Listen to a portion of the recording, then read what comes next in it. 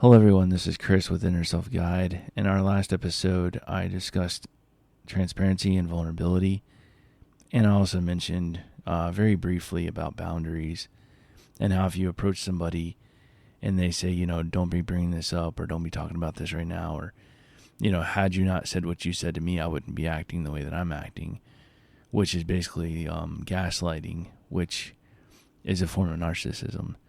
So today we're going to talk about boundaries. We all have boundaries, and our boundaries should really be tied to our values and morals and ethics. And so I'd like to kind of throw this in there as well, is that your boundaries will also attach to your mental, emotional, physical, and spiritual pillars.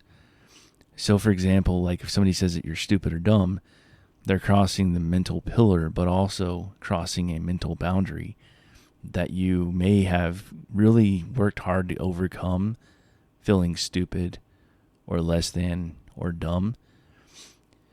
And so you create boundaries when it comes to people saying those kind of things to you, when it comes to your mental pillar. So emotional would be them saying things like, oh, you're too emotional, or oh, you're emotional all the time. That's really weak. You shouldn't be sharing those things, or you shouldn't be discussing those things. You shouldn't be sharing your emotions or showing your emotions. And you may have worked really, really hard because you may have been very stoic before or lacking emotion or showing emotion. So you may have worked really hard on being a little bit more emotional or showing emotion. Some people struggle with being excited. They never really get excited over anything. They're just kind of like, oh, well, thank you so much. Like, that was really nice. But they don't get excited. So you may have worked really hard to develop your emotional boundary of, I'm going to show emotion. I'm going to do these things. And so when somebody says like, oh, you're too emotional, that's crossing that emotional pillar, which is also crossing your emotional boundary. And then physical would be them saying something like, you look disgusting in that outfit. I don't really find you attractive, what have you. That's attacking your physical pillar, but also you may have worked really hard on yourself, and maybe you used to weigh, maybe you used to be 40 pounds overweight or 30 pounds overweight or 20 pounds overweight, whatever the case may be. At one point in time in your life, you may have been overweight, and you've been putting in a lot of work. You've been watching your diet and things like that, and you've lost a lot of weight. And so for somebody to attack you in that way, it's attacking your physical appearance, but also you're like, man, I'm never going to let people talk to me like that again. I'm never going to let people view me like that again. So I'm going to put in all this work, and I'm going to lose weight. I'm going to watch my diet and all these things so that people won't say those things anymore. But people may still say those things. And so they've crossed your physical pillar, and which also now has crossed that physical boundary that you've set for yourself. And spiritual would be things like people saying, you're a Bible thumper, or you spend too much time reading books about spirituality and spiritual growth. You're too Christian, or you're too this or too that when it comes to spiritual things. And so maybe you've worked really hard to develop your spiritual pillar, because that's usually when people go through something. A lot of times we think about the mental, the emotional, and the physical side of it, but there's also always, always, always a spiritual component attached to that. And so maybe you're like, you know what, I've really neglected this area of my life, so I'm going to read some books. I'm going to read some self-help books, some personal growth books. I'm going to read the Bible, or I'm going to read about different spiritual things just to be a well-rounded person. And so if somebody says one of these things to you, that's crossing that spiritual pillar, which also is, in turn, crossing that spiritual boundary that you've created by putting in the work and the effort to grow in that spiritual area. So, boundaries are very, very, very important, I believe. Oftentimes we may have really strong boundaries, growing up and things like that.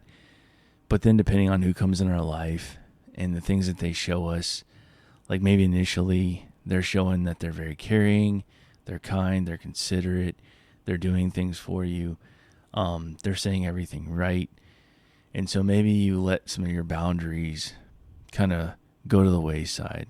And so that's good. You should be able to let down your boundaries in a relationship, or when you come across people that you kind of have established trust with. At some point, you should let those boundaries down and let those people in. But oftentimes, we just throw it to the wayside and forget about our boundaries altogether, and that can be dangerous too. Because when you throw aside your boundaries, you're being vulnerable for that person to come in and so into your life. And so one of the most important things that you can do for yourself is to set a strong boundary when it comes to who you let speak into your life, and who you let into your life, and who you let affect your life. And one of those is selecting who you date, but the other one is selecting who you choose as a spouse.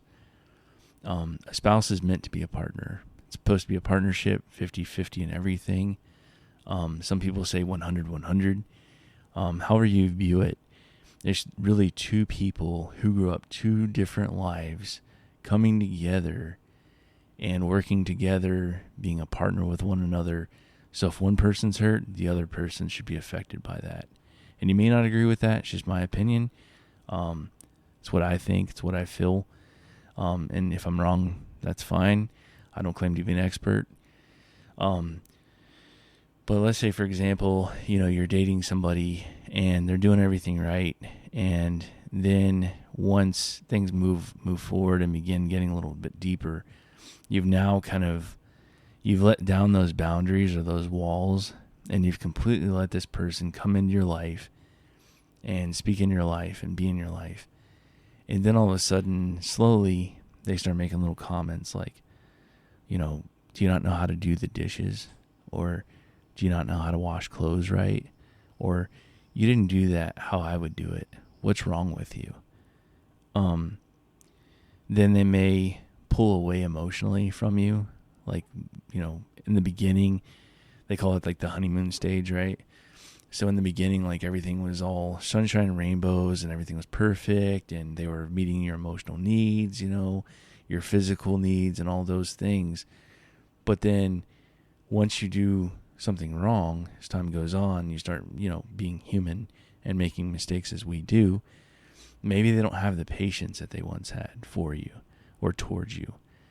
And so they start withdrawing from you emotionally. Maybe they're not as, maybe they don't cuddle as much, or maybe they don't show as much affection, or maybe they don't spend as much time with you and things like that. And so they're pulling away, and you've let your boundaries down to where you don't even recognize that they're crossing the boundary that you set for yourself. Maybe you used to go to church, and that was like church and spirituality was like super important to you. But then this person came in your life, and initially, you may have gone to church together and done all these things, but as time goes on and they've kind of gotten quote unquote comfortable with you, maybe they're not interested in church, or maybe they start making comments like, do we always have to go to church? Or, do you always go to church? Have you always gone to church? It wouldn't hurt to miss a Sunday. And so then, you miss one Sunday, and then one Sunday turns into 2 Sundays. And then next thing you know, you're just not going to church at all. And you're neglecting your spiritual pillar. And you're just letting this person walk all over your spiritual boundary. Physically, they may say, wow, you work out? Like, I couldn't tell that you really work out. Or, you work out too much. Like, don't you want to spend time with me? Don't you want to be with me? And those things are quote unquote red flags. So we like to call them red flags, but I really do believe that another maybe better term for that would be boundary. That's a boundary breaker. They broke your boundary.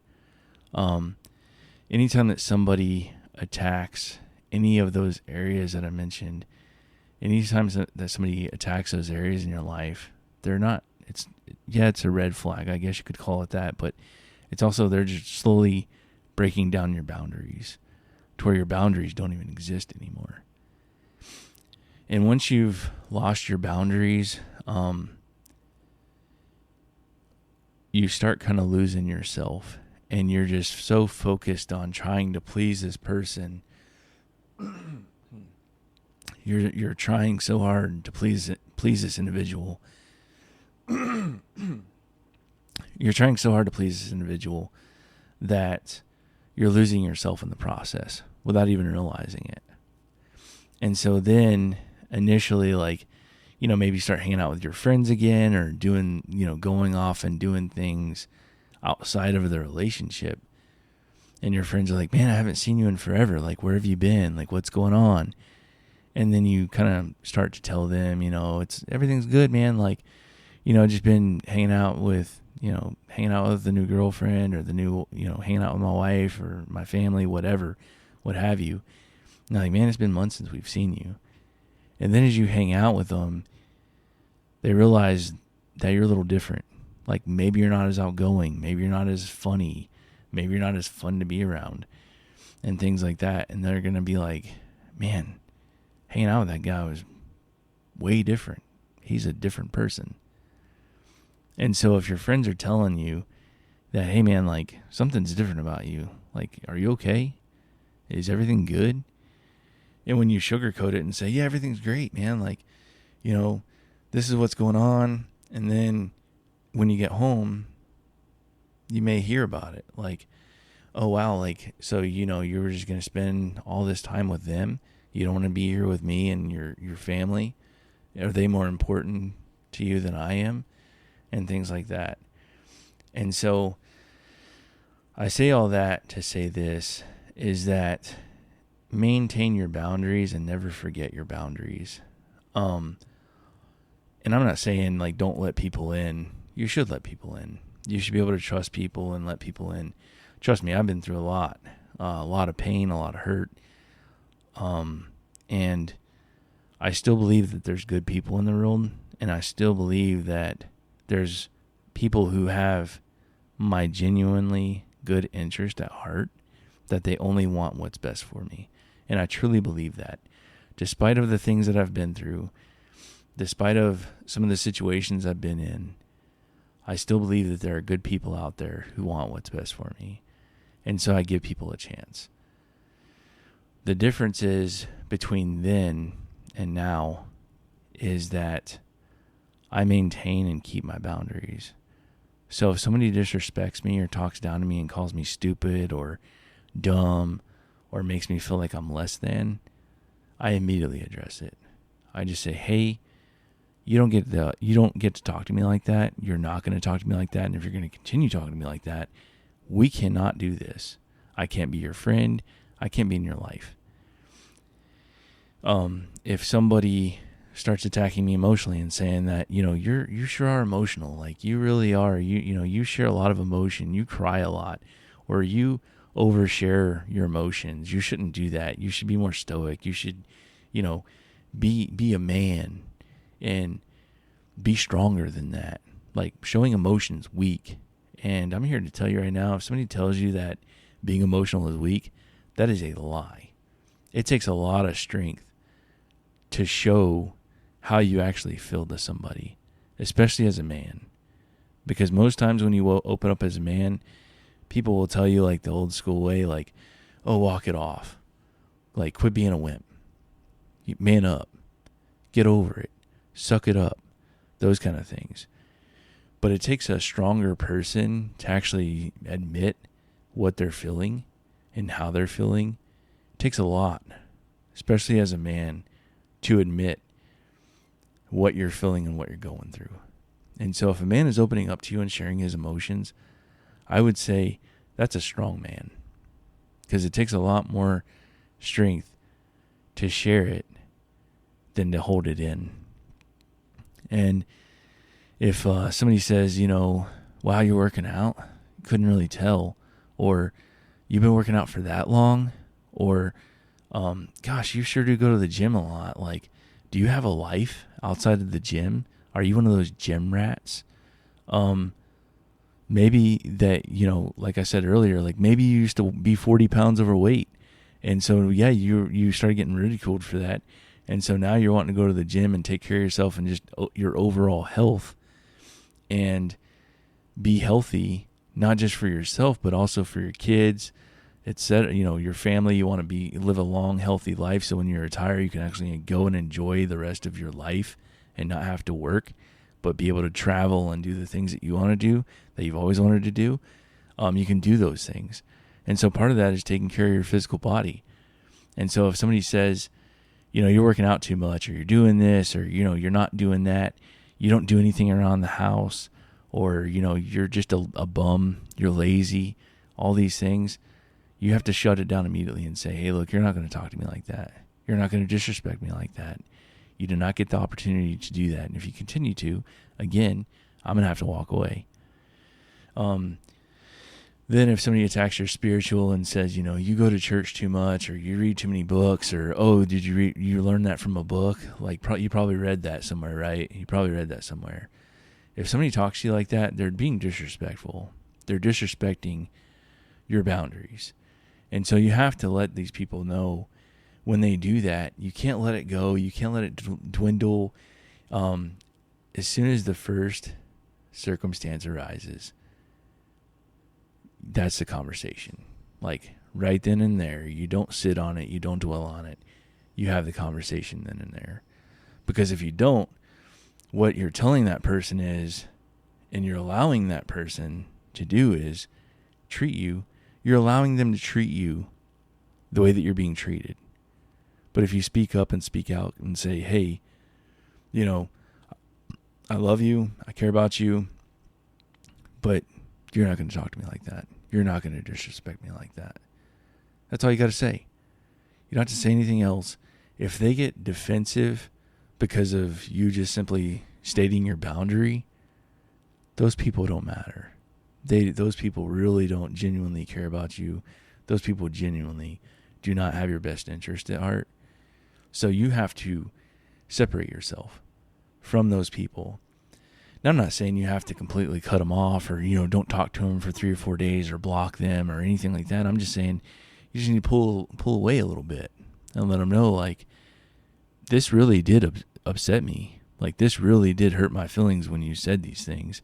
And all I simply did was brought it to your attention because I didn't know if you were aware or not of how you were talking to me. And so now that I've made you aware, now you want to get defensive with me. That shows me that you don't really care about me. Because if you cared about me, you would immediately say, you know what? You're right. I'm sorry. I'll work on that. Or I won't do it again. And that's it. And then the next time it happens, you address the issue.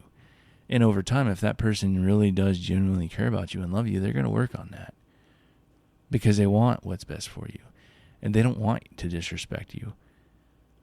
They don't want you to feel hurt or neglected or pain or any of those things. They want to protect you and support you and be there for you. So if you allow that to continue on unaddressed, now you're getting into more disrespect in all those areas that I mentioned before. And then it almost switches from like every now and then I'll say something that's disrespectful to him or her, to becomes a little bit more frequently, then a little bit more frequently, and then it becomes almost like an everyday occurrence. Like somehow, some way, I'm gonna just talk to him or her however I want because they've allowed it. And what you're showing them is that you're allowing them, and you're showing them how you want to be treated because you're allowing it to happen. And what they see is, that's when they see somebody who's weak. That's when they see somebody who maybe is just has self-esteem issues or insecurities,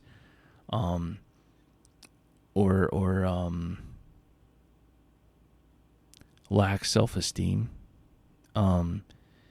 because they're trying to please that person to the point that they're just losing themselves and allowing this person to talk to them in a way. So they're beginning to lose themselves.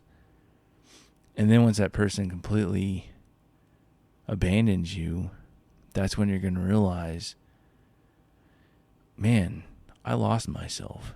I don't even know who I am anymore. Because I've allowed this person to treat me any old way.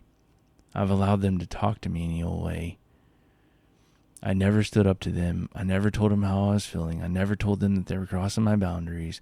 I just let it happen. And so they took full advantage of that and had complete control of everything. They were in complete control of how I felt about things, about hanging out with my friends. Maybe you stop doing that. Maybe you stop going to the gym. Maybe you stop going to church. You're just completely neglected everything that makes you you. And you've given it to this person who has now just taken it for granted, taken advantage of it, is showing no appreciation, no respect, no emotional connection whatsoever. And you're left with just yourself. And so when that happens, you realize, for me at least, it was after going to counseling and therapy, I realized, man, not just this relationship, but other relationships in my life. I used to want people to like me because I was bullied, as I mentioned in my last episode. I was bullied. I was called some terrible names. I was hugely disrespected. But I always kept trying to please people. And people would make plans with me, and I always felt bad, and I would just be like, yeah, sure. Oh, you want to hang out this weekend? Yep, got it. We're going to do it. We're going to do it. And I was just so excited to have people who wanted to be around me that I was just saying yes to everything. And that's not healthy, because if you're saying yes to everything, that doesn't leave any time to focus on you. And you are the most important thing. Like I'm sure, you've heard the saying, nobody is going to love you the way that you love yourself. And that is so true. Your spouse, nobody other than God, can love you the way that you're going to love yourself.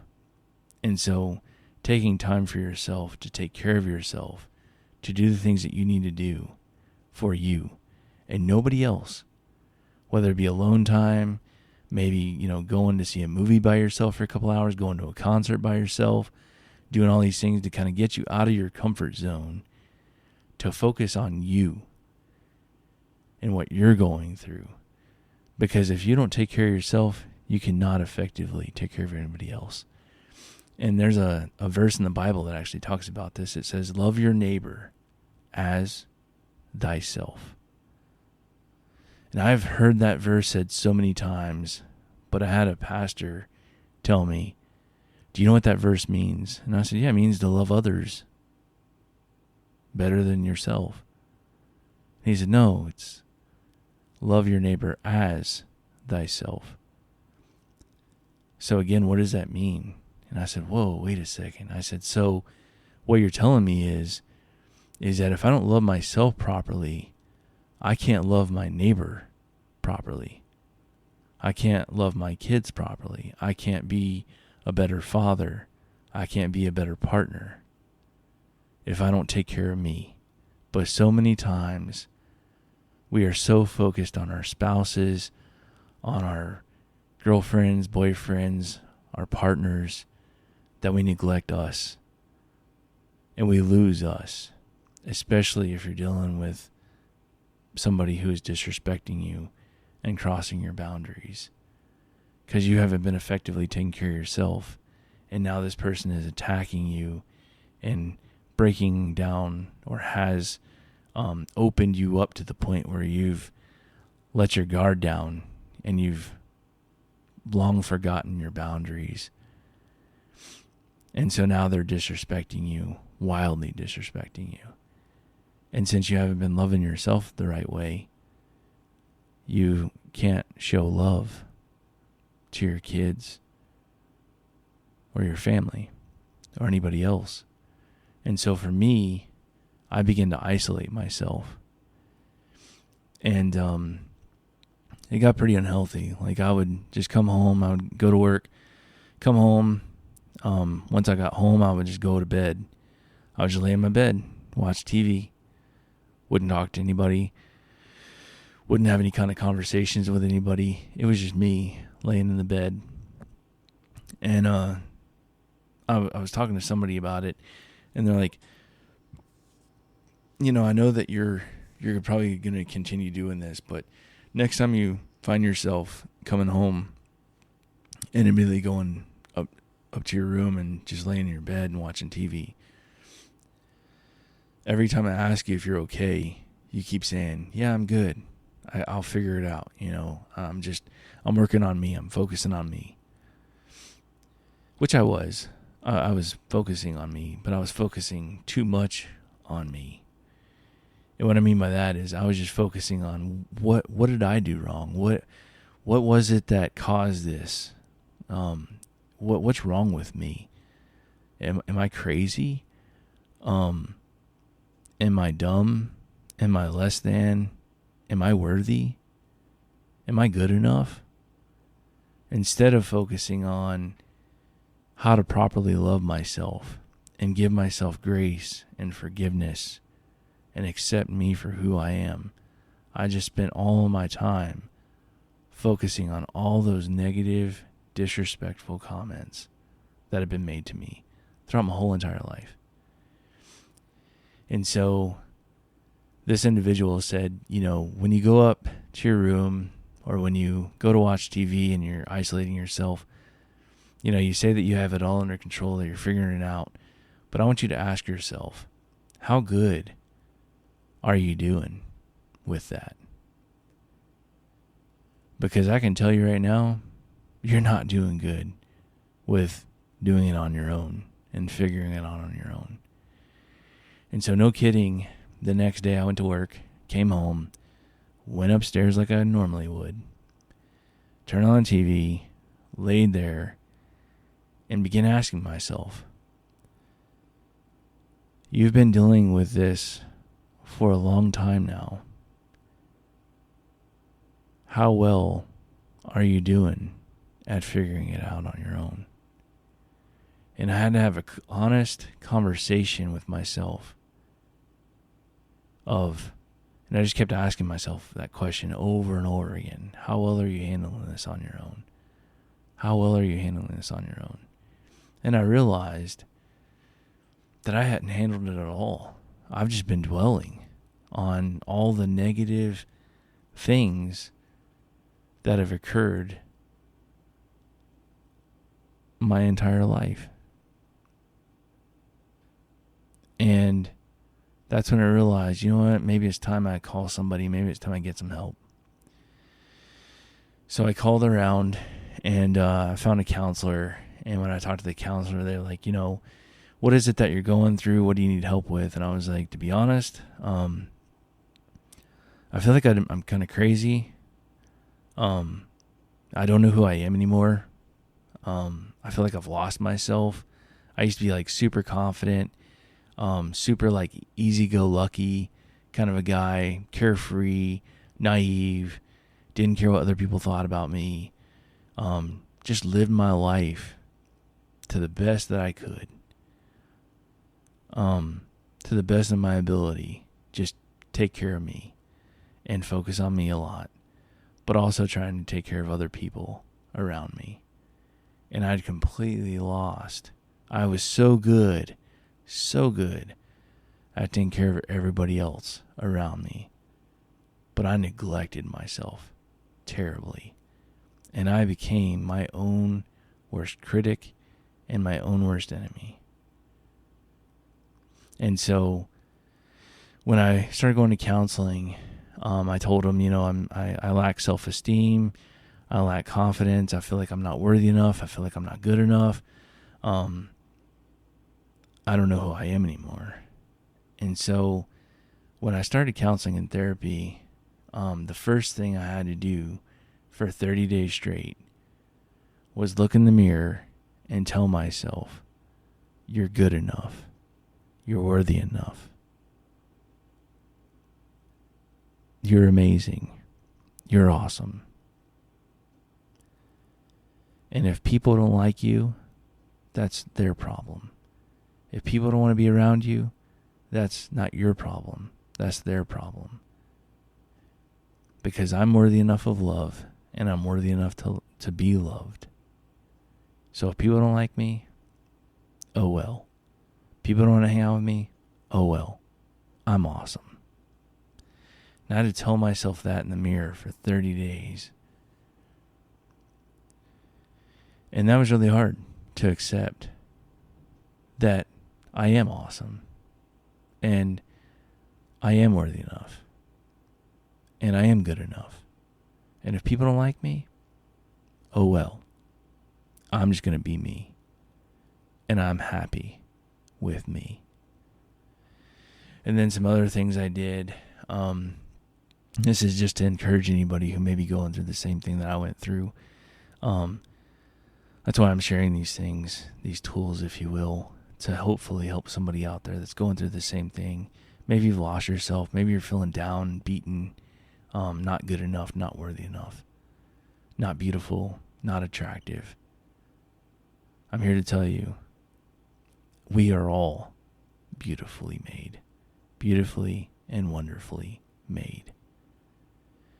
And so some other things that I did was my therapist asked me, he said, what's some things that you've always wanted to do but just never have?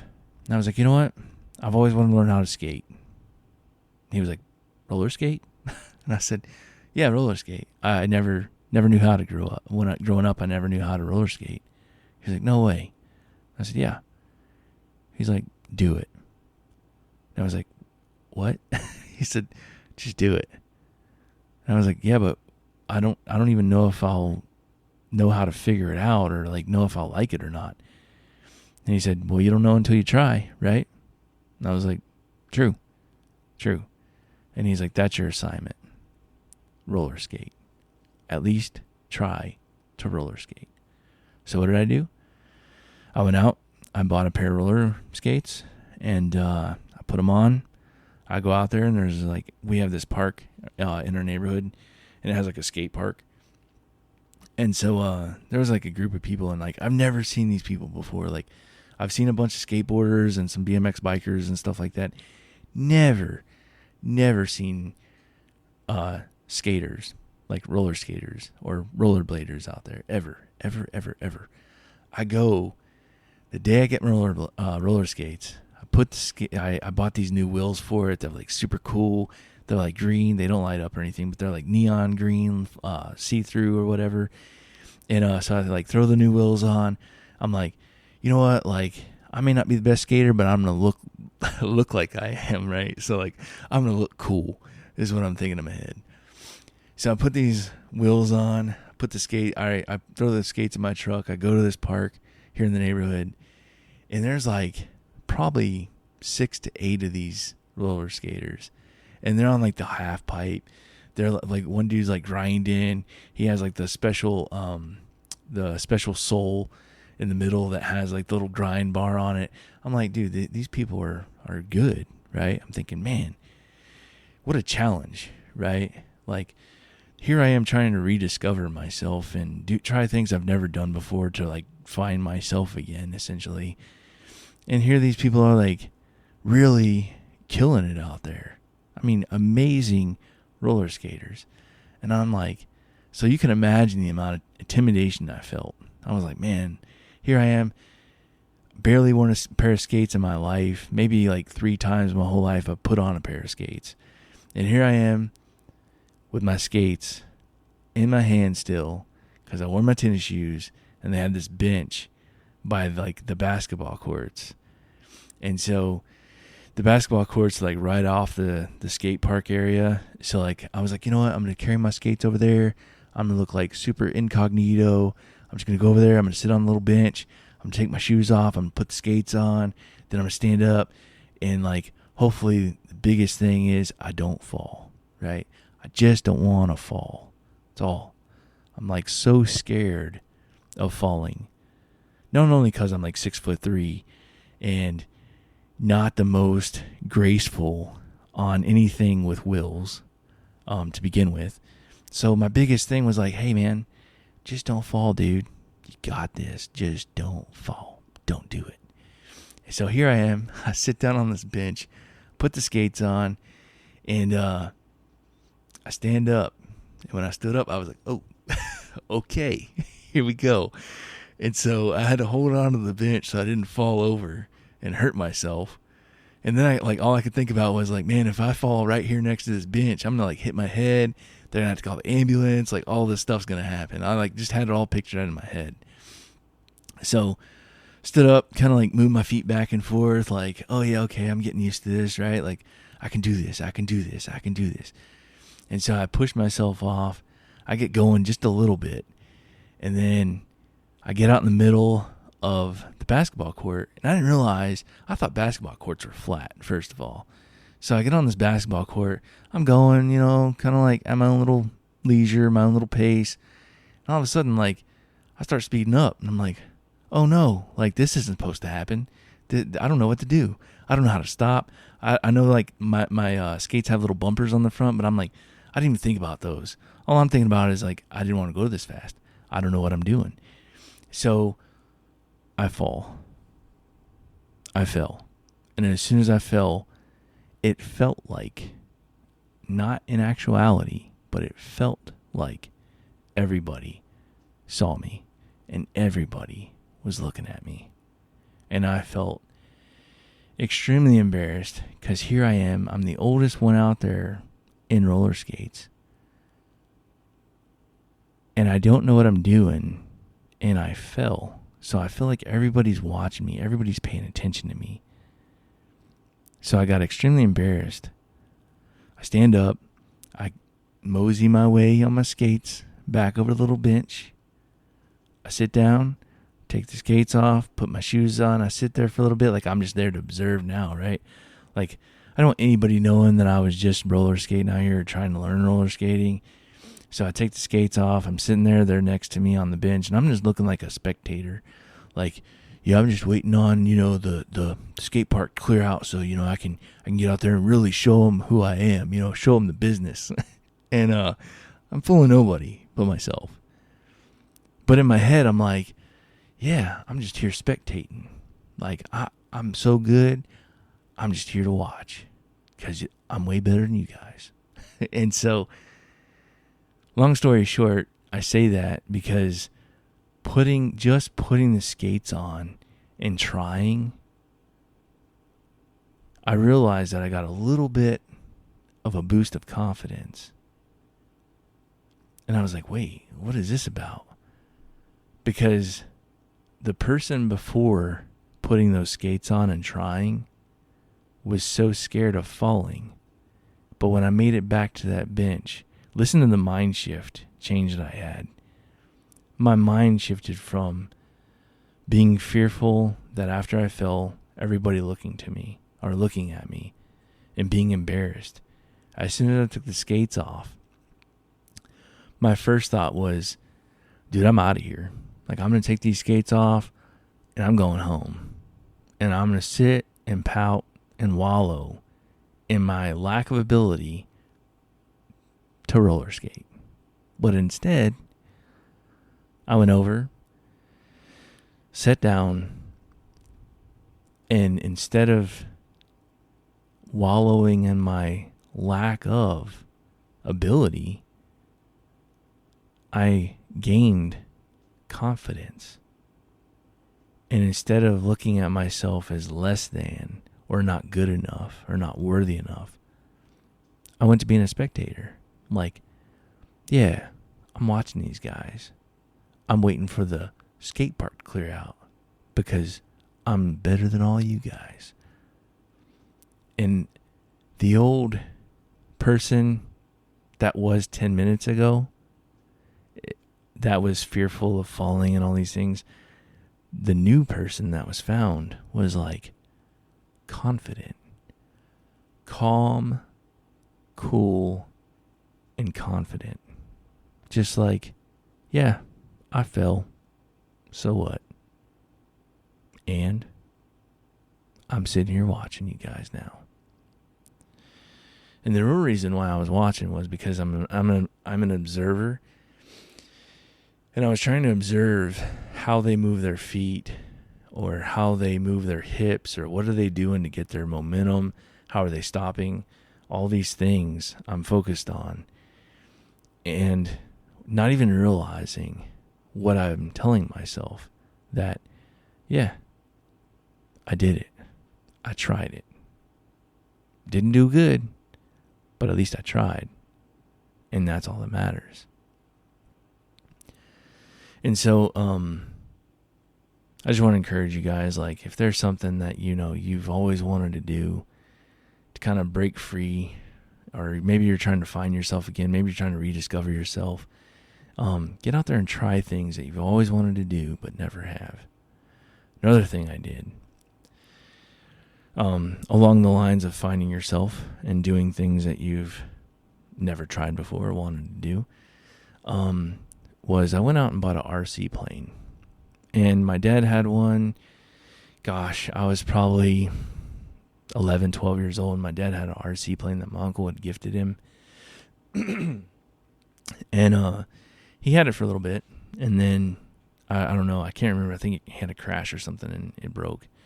But my Uncle Cass was an avid RC plane flyer. Sponsored the whole bit, like really, really good. And so I was like, you know what? Like, my uncle did it. My dad kind of dabbled in it some. He was decent, wasn't bad. So I was like, you know what? Like, maybe I could learn to do that. So I went out, spent $100. Thank goodness, spent only $100. And went out there at the park at the open field there. Started flying this thing around. I was like, man, I'm getting pretty good at this. Like, after about 15, 20 minutes of like figuring out the controls and how everything works, I was like, man, I'm actually getting pretty good at this. Well, I noticed that as I'm flying this thing, it's getting further and further and further. Not just, in height, it's getting further away up in the clouds, but it's also like getting way pretty far off away from me. And I'm like, eventually, like, this thing's probably gonna either like come back somehow, or it's just gonna keep going, and I'm gonna lose controls because the frequency isn't gonna make it anymore. It's not gonna be strong enough to get it back here. Sure enough, as soon as that thought crossed my mind, as soon as that happened, I lose frequency, and all of a sudden I see my plane just kind of drifting slowly. It's losing altitude, but it's going further and further and further away. I'm like, okay. So eventually I see it disappear into the woods. And I spent probably 2 hours searching for that plane. And the old me would have been like, oh well, I'm just a failure. I failed. And I would have taken the remote back home, not even gone look for the plane, just complete and utter failure. And just another reminder of how I failed. But instead, I went looking for this plane. And I looked for probably 2 hours. Not embarrassed, not ashamed. Just a man on a mission to find his plane. And I never found the plane. And you know what? I was like, it's okay. Now, before, I would have been upset. I would have been like, man, I spent $100 on this plane. I just lost it. What a failure. What an idiot you are, dude. You spent $100 on a plane. You never flown an RC plane in your life. What are you thinking? Bro, what are you thinking? What are you doing?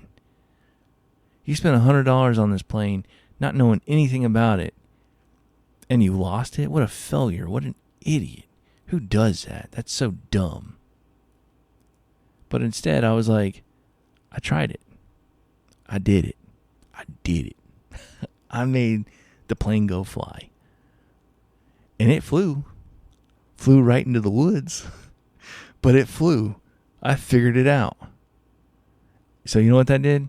Boosted my confidence a little bit more. So I say that to say, if you've lost yourself or you're losing yourself, maybe you're putting all your time and effort and energy into things that don't matter or things that really do matter, but you're losing yourself in a relationship, in your job, whatever. You feel you're losing yourself and you don't know how to regain yourself or how to re-find yourself or rediscover yourself. I encourage you to get out and do something. Do something outlandish. Do something that you've never done before. Do something for you. For nobody else. Not for your mom, not for your dad, not for your sister, brother, cousin, whatever. Do it for you. Something that you and you only have always wanted to try, have always wanted to do. And just give it a shot. Just do it. And I know that's a worn out slogan from Nike, but seriously, just get out and do it. Just try it. You never know. You never know. And even if it fails miserably, you can't say, well, I wonder what could have been. I wonder what would have happened if I would have done this. If I would have just given it a shot.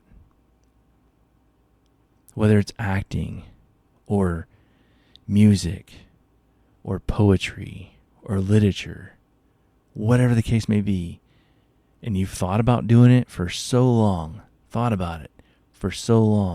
just never done it, just do it. Nike, just do it. Just try it.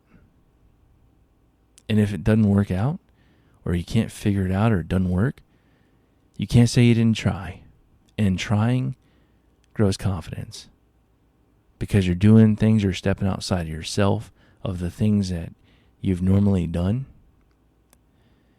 And when you start doing stuff that you've never done or never tried, just for you, you'll realize, man, some people are going to look at you differently. Like, what? Like, I still have the roller skates in my truck. I just remembered this. I still have the roller skates in my truck. And you know, I go get my truck cleaned once a month or so. And when those people open up my truck door and see those skates laying there, I'm sure they're like, I wonder whose truck this is. This dude has roller skates. Can you believe this? This dude has roller skates. But you know what? It's a reminder that I tried. And so, back to boundaries. Keep your boundaries. Don't completely let your boundaries go to the wayside. If somebody disrespects your boundaries or crosses your boundaries, right then and there is the time to address it. You don't have to be type A. You don't have to go in there, yelling, screaming, and letting them know that all you have to say is simply, hey, don't talk to me that way. Or, hey, don't say that. Hey, don't do that. I don't like that. I don't move like that. And if you're going to continue moving like that, I gotta move on.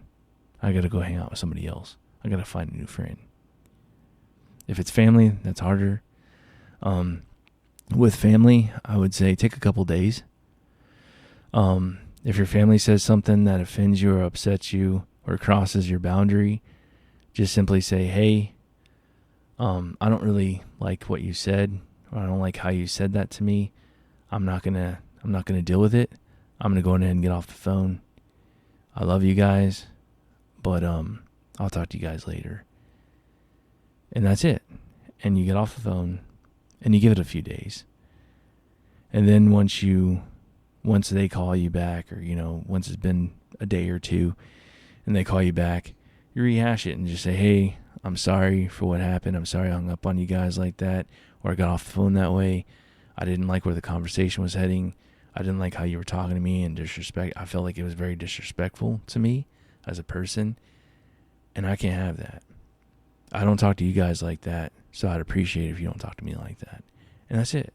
And more than likely, they're just going to say, you know what, you're right, I'm sorry. You're right, I did come across, sideways. I was talking sideways. I apologize. I love you. Let's move forward. And if it's a continual, ongoing thing that's I would say that if it goes against your morals, your values, or your ethics, and somebody continuously is demeaning and demoralizing you in those areas, they're crossing your moral boundaries, your ethical boundaries, your spiritual boundaries, your physical boundaries, your emotional boundaries. I would say if it continuously happens after you've already addressed it, if it continues to happen, and when I say continues, I don't mean like, oh, you did it again, second time, the third time, that's it. No, I'm saying like if it continues with no change at all, like you don't see any change when it comes to them crossing those boundaries. Sometimes, and this is the hardest part, and sometimes it takes years and years and years to reestablish a healthy relationship. But sometimes you have to cut family off. Like the old saying, sometimes water is thicker than blood, meaning that sometimes your friends become your family and those friends become thicker than your blood. And that's unfortunate. Thankfully, in my own life, I haven't experienced that, but I know people that have. And sometimes it takes years, sometimes that relationship is never reestablished. Or if it is reestablished, it's a very surface level relationship. Especially when it comes to, fathers and mothers with their kids. It takes a lot to reestablish that relationship back to a healthy level. And sometimes it never happens. Sometimes it just becomes a surface level, kind of like more of an acquaintance than a friendship type of relationship. And that's unfortunate. But if an individual has continuously, for years, overstepped your moral, ethical, and spiritual boundaries, then I would say I would pray about it. First and foremost, I would pray about it. I would have a conversation with the individual and let them know, like, hey, this is what's about to happen because you've done X, Y, Z over all these years, and I can no longer allow you to speak to me that way. And I'm not going to allow you to continue to hurt me. I'm sorry, but I have to go. And when you're ready to grow together and stop committing the same offenses, we can talk and we can reestablish this relationship. But until then, I'm sorry, but I'll talk to you later. I love you. I want what's best for you. I don't want any hurt or any harm to come to you or your family. But for me and my own health, I have to step away. And that's a hard conversation. But sometimes even those conversations are needed. And so I hope that the discussion today helped somebody out there that may be listening in. Maybe you're like me, you kind of lost yourself in who you were over the years, and you want to reestablish or refine yourself or rediscover yourself, or maybe even redefine yourself in who you are. Maybe you don't know who you are. Maybe you're still trying to figure that out. Maybe you're still trying to figure out what your dream is or what your aspiration or what your goal is. And you know where to start. Start with the passion, something that you've always wanted to do deep down, something that you feel that you would be amazing at, something that you wouldn't feel like if you were to do it, it wouldn't feel like work, and try it. And if it fails, think of something else that you've always wanted to do or try. Try it. Life is all about trial and error. You don't know until you try. I forget who it was. I know it was a basketball player. I can't remember. Maybe it was Kobe Bryant. He said, you miss 100% of the shots you don't take. So take a shot. Take a chance on yourself. Bet on yourself and go all in.